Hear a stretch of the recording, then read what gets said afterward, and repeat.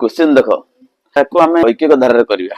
प्रश्न एमती अच्छी 15 जन लोक दैनिक 6 घंटा काम कले कामटी 12 दिन सरे तेरे 10 जन लोक से कामटी को 9 दिन शेष करने दैनिक केते घंटा काम करेंगे। प्रश्न बुझुच ना नहीं गोटे कमटे अच्छी तर घर बना घर या 15टा लोक जदि दिन को 6 घंटा काम करती तो से कम के दिन सरे 12 दिन सरे। तो जदि 10 जन लोक आसिले आने चाहिए कामटी के दिन सर 9 दिन सर से दैनिक केते घंटा परिश्रम करेंगे। प्रश्न या अच्छी बुझाला 4टा ऑप्शन पिले अच्छे गोटा ए रे 12 बी रे 13 सी रे 14 डी रे 15 ताले को ऑप्शन ठीक है महांती को ऑप्शन ठीक है बी कहूच देखिबा उत्तर कोन होछि।